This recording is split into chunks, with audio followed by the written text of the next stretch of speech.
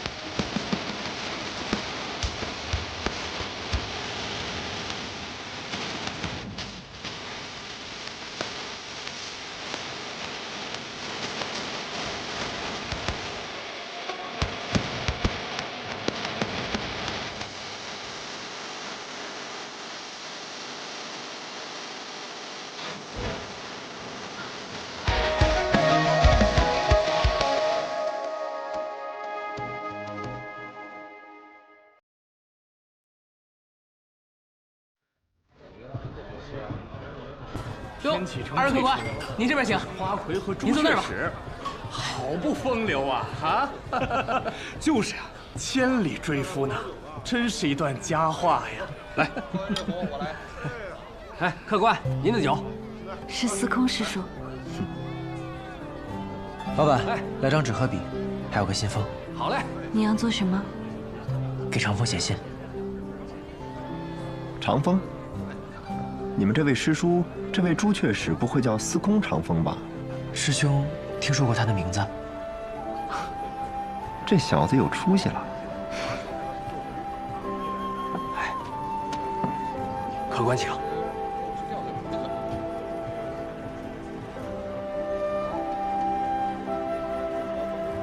在外行游，喜闻师弟抱得美人，贺喜贺喜。师兄不日将归，喜酒无极，缺无不可。哎，帮我也加一句吧，就说缺无也不可。大师兄也要凑热闹？哎，破败小庙，些许缘分嘛。就这么写啊。你说有一位读书人为考取功名，想向他讨几杯喜酒喝。好，好，好。我就是怕他太着急，把喜酒给办了。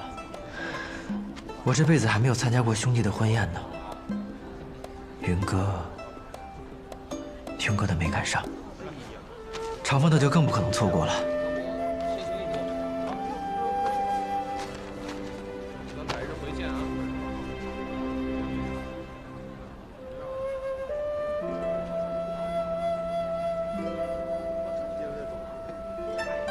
等你好了，我们就回去。瑶儿，这些日子辛苦你了，下午便找船出海。好。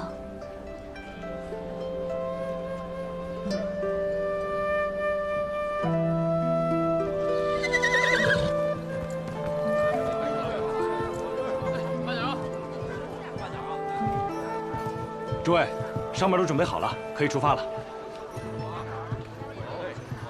小师弟，我就送你们到这里了。此次一别，不知何时才能再次相聚。大师兄，这一路多谢了，保重。保重。师伯保重。保重。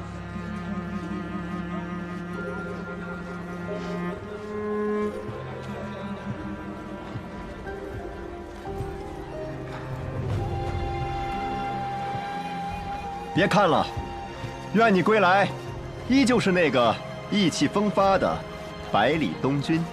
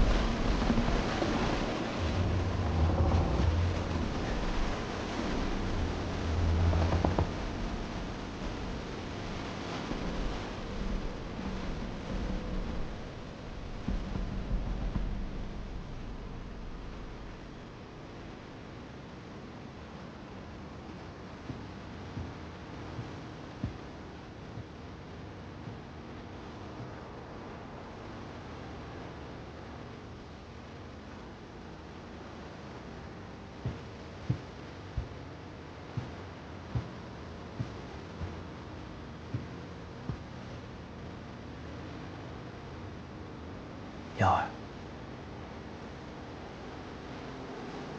没什么，就是想到了父亲。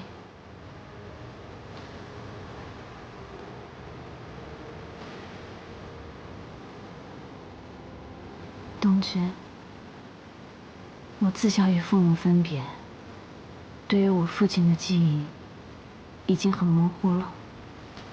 我只记得我小的时候过节，我想去街上看花灯，我父亲就和我佯装成普通百姓的模样，混入灯会。他会将我扛在肩头上，他的肩膀很宽厚，很温暖。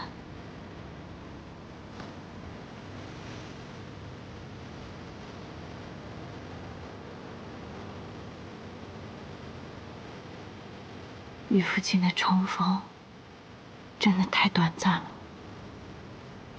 像是一场梦境。你说，要是我早日打开那扇门，是不是就可以劝劝父亲了呢？瑶儿，对不起，我应该多顾及你的感受的。我们都会责怪心中的自己吧。不过，终究是要向前看的。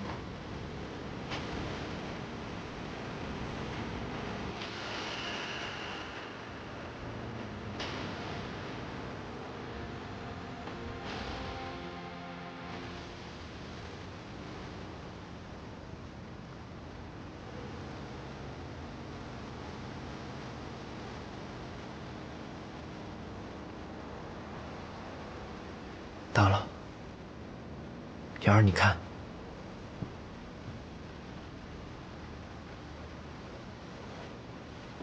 东面的天空升起了一颗耀眼的星辰，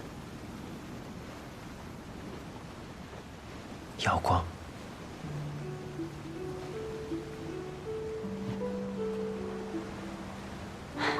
帝君，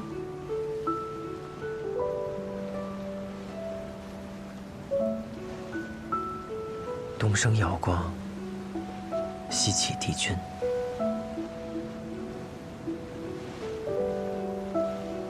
暗潮停了。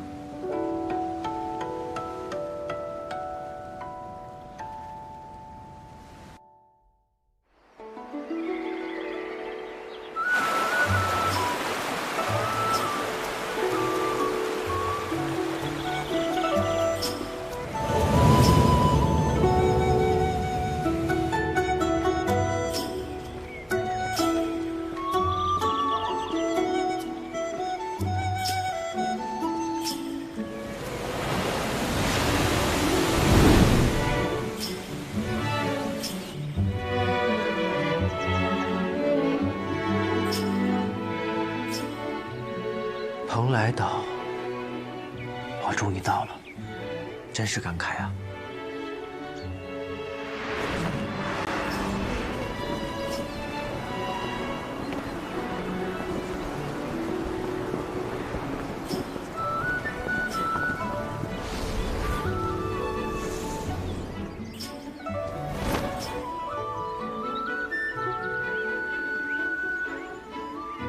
莫一莫一前辈，前辈，许久不见了。前辈还是这般的风神俊了。前辈，你说说你，都40好几的人了，还顶着一副17、18岁的皮囊，羞不羞？你怎么不问问你师傅，100好几的人了，顶着个17、18岁的皮囊羞不羞啊？真是个不善良的小孩，难怪武功全废了。前辈不愧是神仙，一眼就看出来了。怎么被废的？伤心事了，不提了。还是年少啊，这有什么值得伤心的？小百里，你练的内功叫什么？秋水诀。秋水时至，百川贯河，径流之大，两寺主崖之间不变牛马。这的确是一门很厉害的内功，但还不够，还请前辈教诲。如仙见秋水，心生感悟，创秋水诀。可这毕竟是他的感悟，你练得再好，用得再熟，也终究逊色如仙几分。再者，秋水时至，百川贯河，这本就不够。随我来。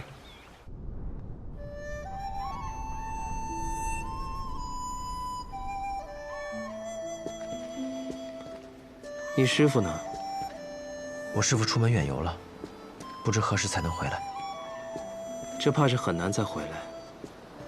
前辈此话怎讲？你师傅去了北面，极北之地。我师傅去做什么？那我来这里又是做什么？前辈，如今我武功尽失，你就别再说这种高深莫测的话了。武功尽失，又不是脑子没了。天外更有天，武之一道，所求无尽，所成亦无尽。越强的人，责任也就越大。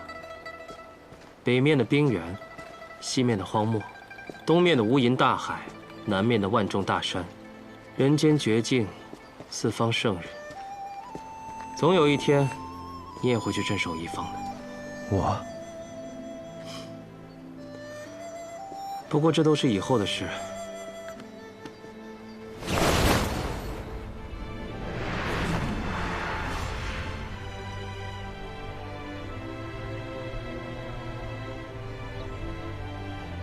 越过石碑，你就能看见真正的绝境。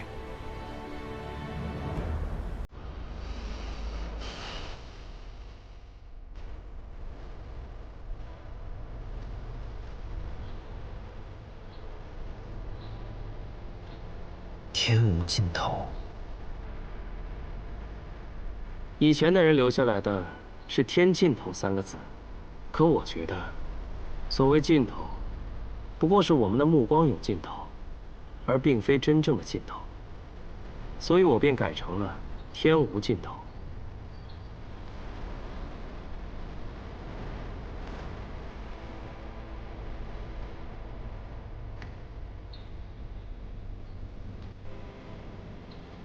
那边就是另一个世界了。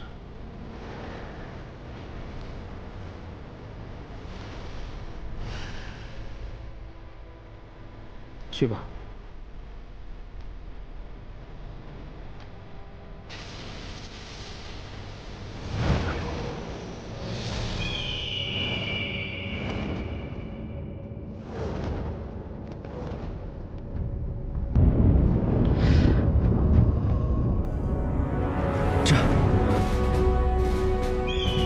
古籍《山海图志》里说，在天尽头，是一处深不见底的悬崖，缭绕云雾在那里汇聚，竟如海水一般奔流而下。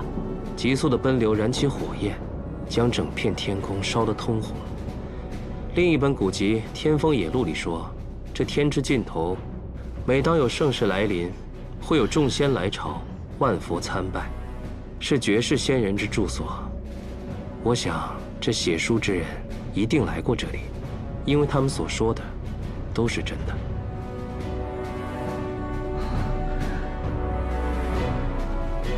这云雾背后是什么？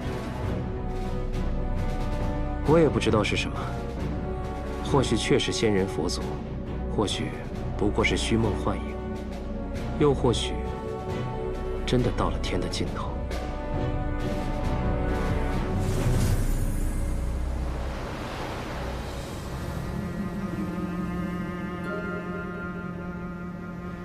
这不是我等可以探求的了。现在，你可知为何我说百川贯河还不够了吧？千丈云海奔流而下，光听声音，便如千万匹骏马踏碎荒原。假使这是一片无垠海面，一望无际，哪怕是用最快的船，日行千里，行上1年、10年，也无法看遍整个云域。世间万物波澜多彩。有太多未见过的景，未见过的物，所以说，只看百川归流入海，还不够。是极是极。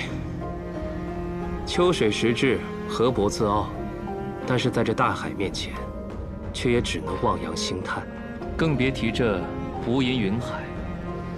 可在这极景之下，也不过尔尔。内力没了，便重新再练。不是什么大事，只要你的路还没有走完，就还可以回头。只要路还没有走完，就还可以回头。如先见秋水入河，便创出秋水诀这样高深的内功。如今你见这极地绝景，是否也该创出更加高明的功法呢？你是说？光看这奇景，便能创出一套内功。可你看的不只是奇景，还有天道。未来的日子，你就在这石碑后，好好想想你的内功。前辈，你可是认真的？我当然是认真的。万物皆有道。你能临着天道锤炼，并不是每个人都有这样的机会。好好珍惜吧。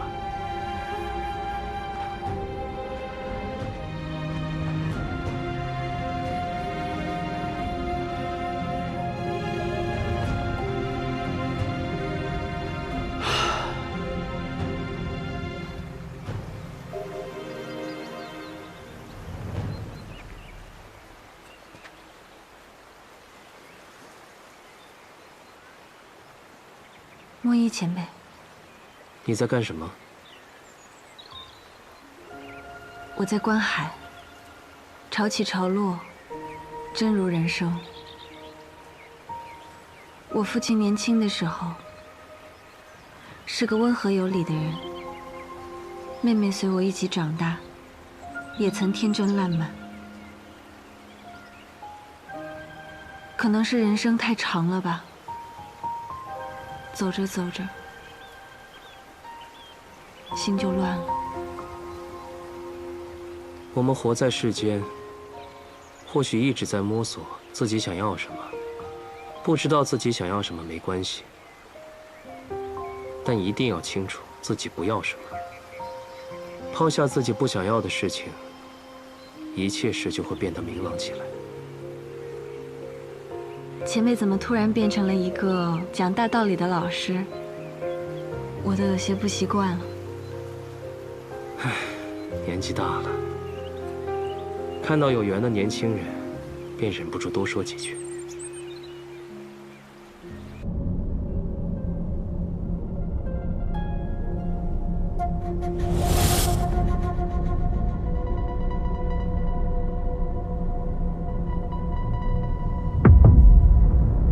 放下吧。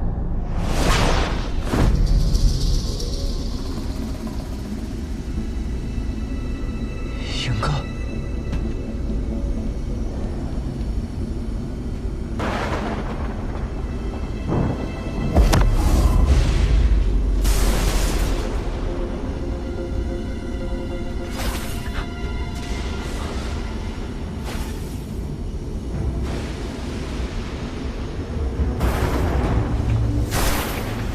云哥，云哥，放下吧。云哥，英哥，英哥！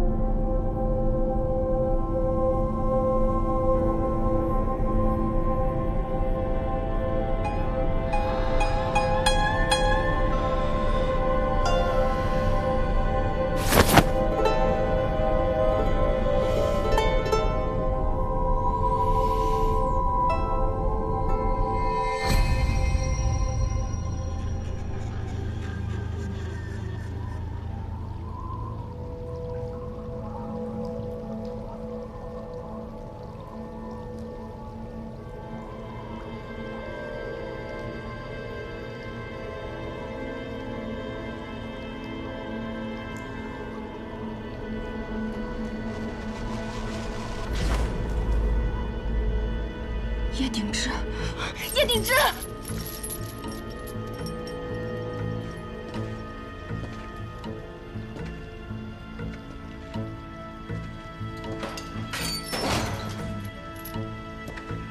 叶鼎之，你终于来了。不是你让我来的，说吧，什么事？放我出去！放我出去好吗？叶鼎之，不然你就让我死！你以为我不想你死吗？所有参加计划的人都被我杀了。冲飞离死前为了保你，说这件事与你无关。他拿我当傻子。那你为何？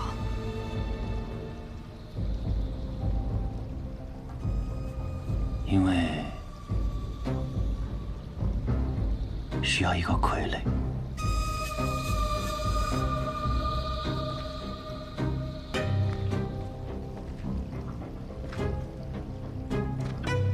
更重要的是，我发现这样你会很痛苦。你不就是喜欢这种求而不得的游戏吗？那就好好置身其中，好好享受吧。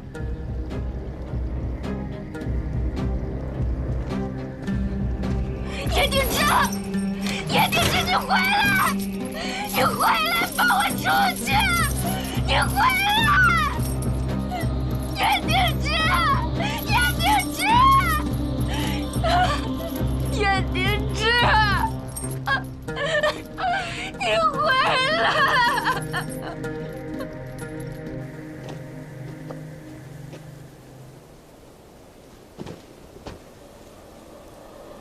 天外天前左护法，紫衣侯紫雨霁；天外天前右护法，白发仙莫奇轩，恳请归宗。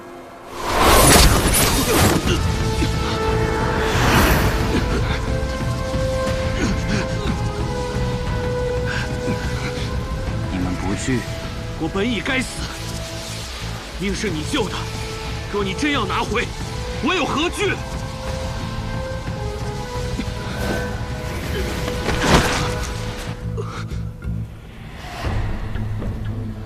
我没有救过你。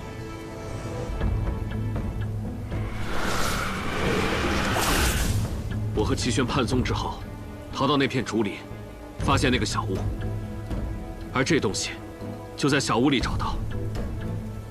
当时我伤重不治，是靠你的伤药，我才活了下来。更别说，还得到了燕灵霞前辈的帮助。虽然你不知道此事，但我和齐宣依然承你这个救命之恩。还有呢？还有就是，你够强。唯有真正的强者，能带我们走出这片血源。我们坚信的，唯有这手中的剑。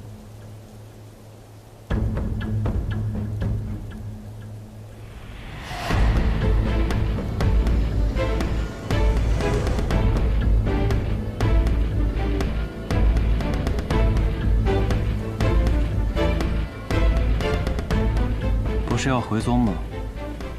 怎么不走了？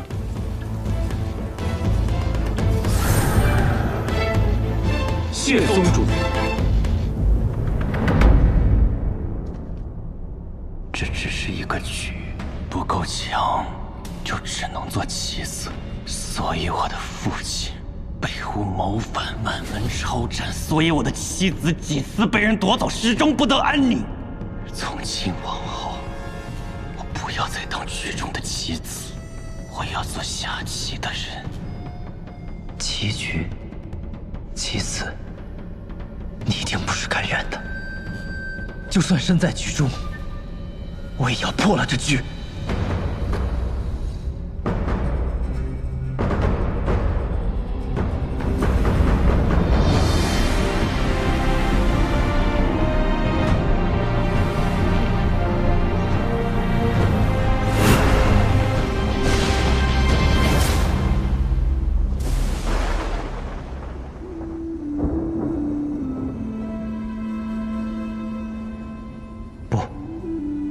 我不放。何苦呢？你不放，心魔就会缠着你，他缠你一日，你就一日不得寸进，不得解脱。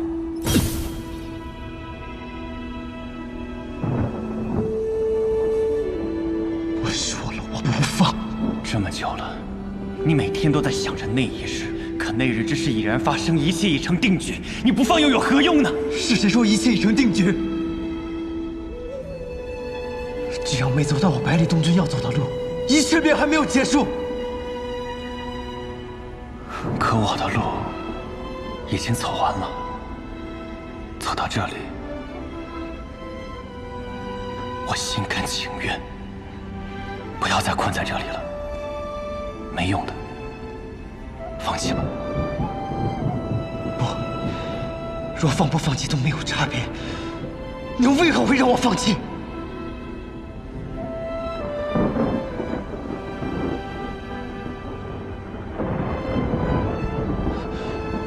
云哥，你回来！永别了。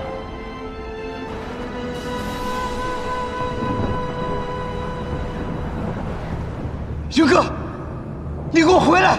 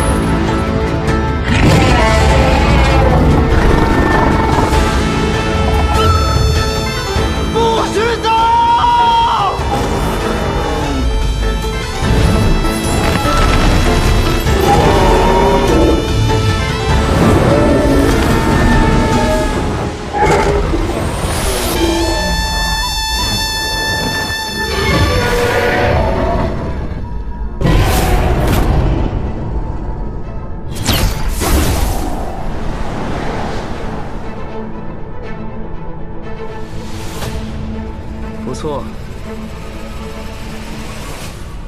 莫一前辈，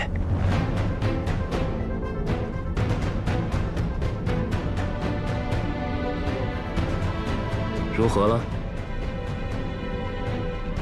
这一年里，我丹田内空空如也，但是今日，内力如海水般涌出，充盈了起来。你已观想了1年，有此进境，不奇怪。可是想通了？我要回去，把他带回来。若是他不肯跟你回来呢？那就和他讲道理，讲过他了，然后带回来。好，好，好，有志向。莫一前辈，怎么听起来像是在骂我？不过，先不着急。比起去找他，我现在更想先洗个澡。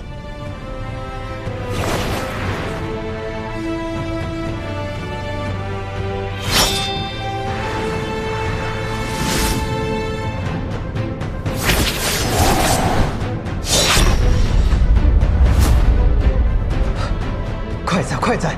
前辈说秋水入海不够，我觉得这片云海也不够。那什么才够？天，只有这片天才够。我的内功，名垂天。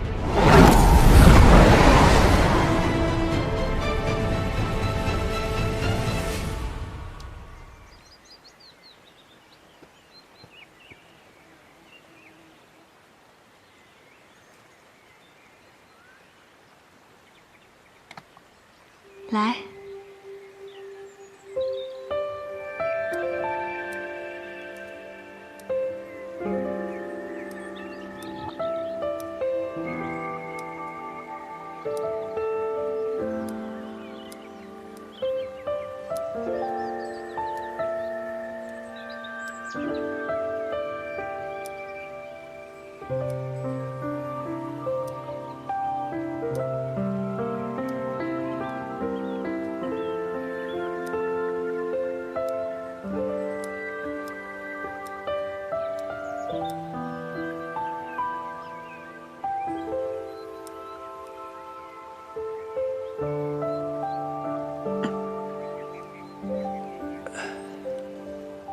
谁让你把胡子养这么长的？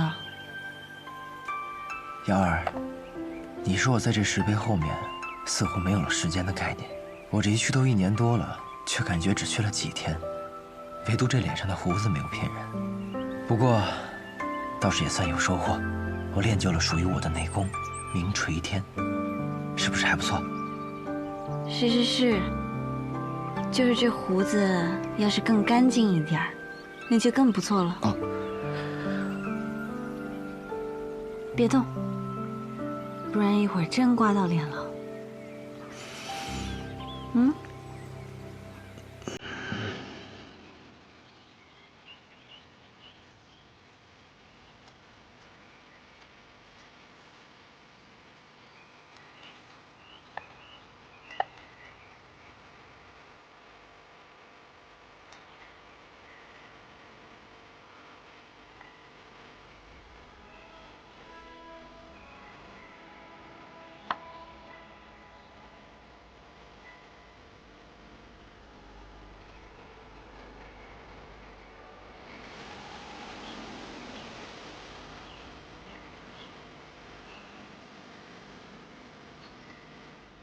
好了，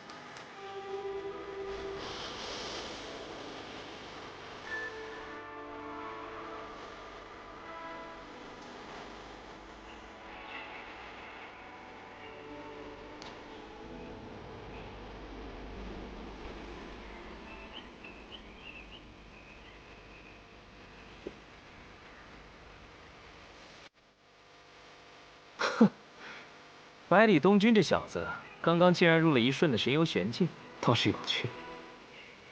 可惜只有一瞬。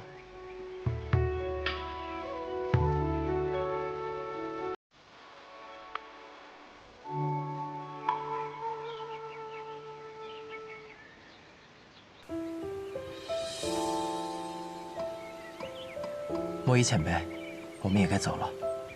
等我把叶鼎之从天外天带回来，便叫你来雪月城尝尝我酿的酒。我们到时候再见。希望还是不要再见了。都说仙人太上忘情，前辈可真是绝情啊！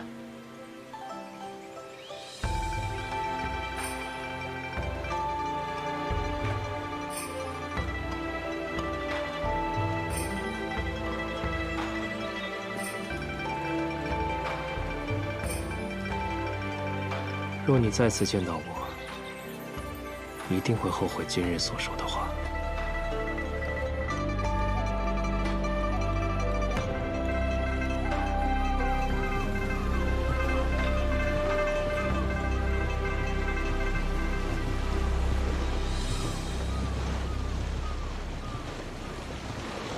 原本以为你被叶鼎之吸走了内力，我还有些担心，却没想到你这么快就恢复了功力，还变得更强了。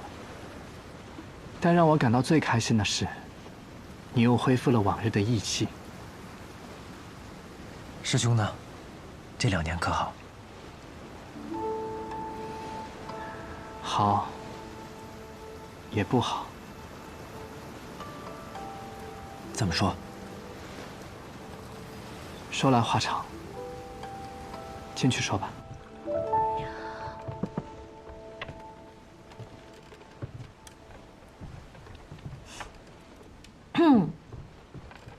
外面那位，就是百里东君。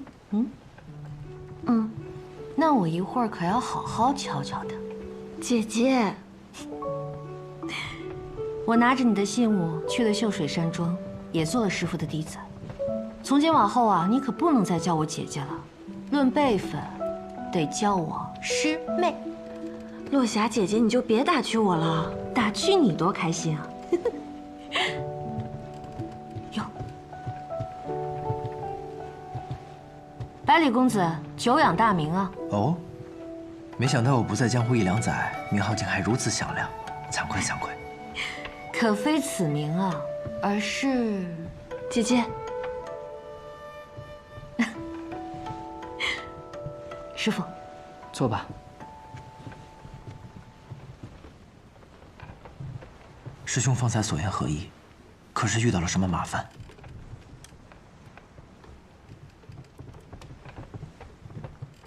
是你最不想听到的那个名字。是叶鼎之。没错，半年前，北离西北面突然冒出一股势力，将边缘上的各大宗门都整合了起来。他们行事乖张狠戾，被人们称作魔教。他们不断骚扰我北离的边境，于是，北离便派出一些高手前去抵挡。他们都不是对手，因为不知他们的底细，所以不敢贸然行动。直到上个月，江湖上3名德高望重的宿老潜入魔教，他们准备一举拿下魔教教主的人头，想让他们群龙无首。他们是抱着必死的决心去的，但却没想到。没想到，他们没有死，而是活着回来。北离江湖还没来得及欢悦，便发现这3位长老虽然仍吊着一条命，但全身功力竟都被废了。他们说重伤他们的人，正是魔教教主，他叫叶鼎之。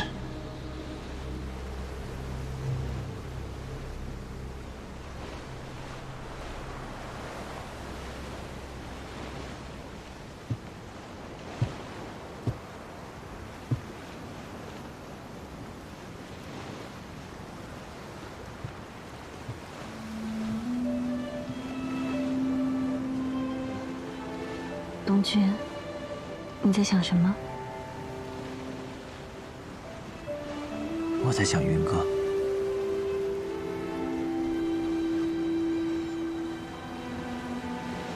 我一定会把他带回来的。